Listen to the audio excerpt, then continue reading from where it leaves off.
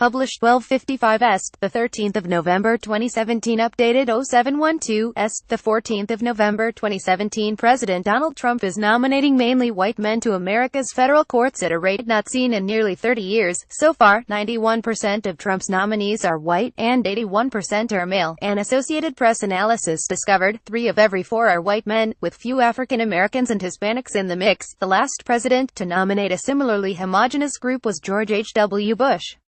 President Donald Trump is nominating mainly white men to America's federal courts, with 91% of his nominees being white, and 81% male. That shift could prove to be one of Trump's most enduring legacies.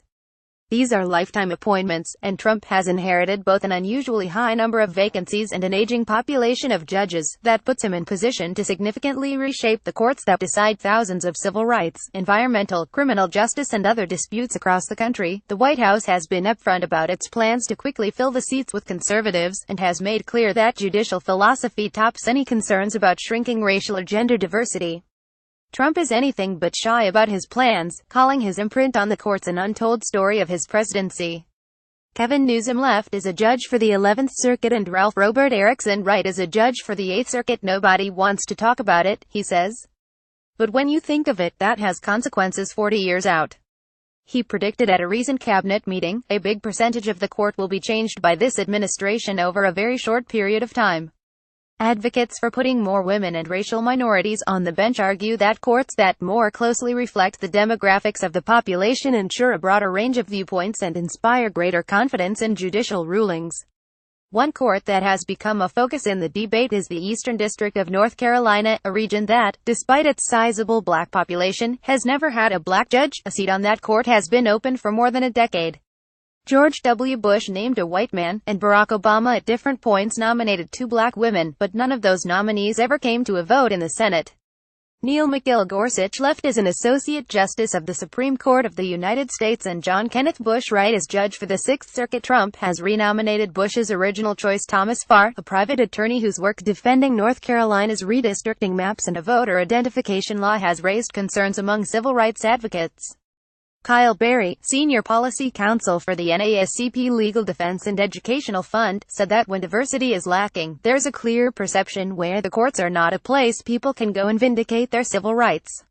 In recent decades, Democrats have consistently named more racial minorities and women on the courts.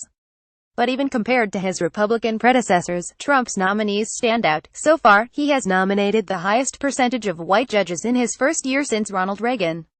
If he continues on his trend through his first term, he will be the first Republican since Herbert Hoover to name fewer women and minorities to the court than his GOP predecessor.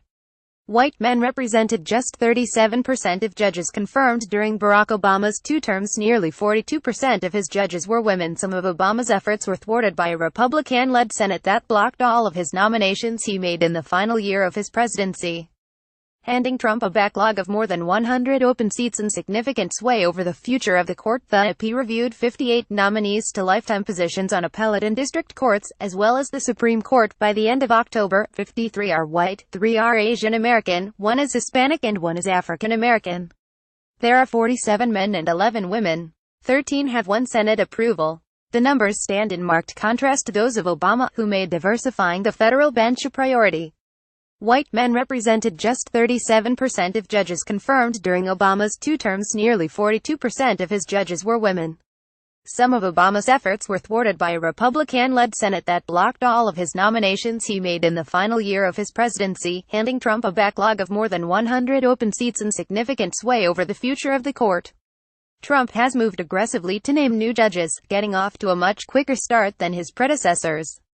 He has nominated more than twice as many as Obama had at this point in his presidency. Trump has renominated Thomas Farr, pictured here, as a judge for the Eastern District of North Carolina.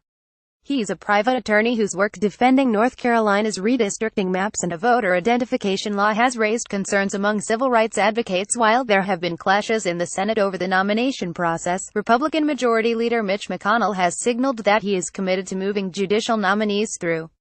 Many of Trump's white male nominees would replace white male judges. But of the Trump nominees currently pending, more than a quarter are white males. Slated for seats have been held by women or minorities. Of the 8 seats currently vacant that had non-white judges, only 1 has a non-white nominee. White House spokesman Hogan Gidley says Trump is focused on qualifications and suggests that prioritizing diversity would bring politics to the bench. The president has delivered on his promise to nominate the best, most qualified judges, Gidley said. While past presidents may have chosen to nominate activist judges with a political agenda and a history of legislating from the bench, President Trump has nominated outstanding originalist judges who respect the U.S. Constitution. Trump, who has cited the confirmation of Supreme Court Justice Neil Gorsuch as a key achievement, has focused on judges with conservative resumes. His picks have been welcomed by conservative legal groups.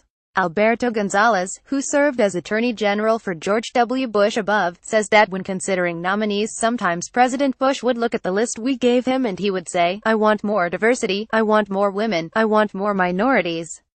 Leonard Leo, the executive vice president of the Federalist Society who has advised Trump on judges, said the president's judicial picks should be evaluated based on his nominations to the Supreme Court and appellate courts, given that home state senators traditionally offer recommendations for district courts that carry significant weight when the lawmaker and the president are of the same party. There have been 19 nominees to those higher courts, more than two-thirds are white men. And past presidents also have pushed for diversity at the district courts. The Obama White House would make clear diversity was a priority, and if we found good candidates, we would encourage senators to take a look at them, said Christopher Kong, who worked on judicial nominations in the Obama administration. Pictured here is the iconic judge's chair in court sitting next to an American flag. Alberto Gonzales, who served as Attorney General for George W. Bush, says that when considering nominees sometimes President Bush would look at the list we gave him and he would say, "I want more diversity, I want more women, I want more minorities." In his first year, Obama's confirmed judicial nominees were 31% white men. Bush had 67%, Bill Clinton 38%, George H.W. Bush 74% and Reagan 93%. For its analysis, the Associated Press looked at all lifetime appointments to federal judgeships, including all seats on the Supreme Court, Courts of Appeals, U.S. District Courts and International Courts of Trade, counting nominations to higher courts as new appointments. For the biographical information of each judge, the AP used data from the Federal Judicial Center. In the case of pending Trump nominees, reporters called each nominee or their representative to collect information on race, gender and birth date. In 8 cases where nominees declined to give their race, officials familiar with the information confirmed that all identified themselves as white males.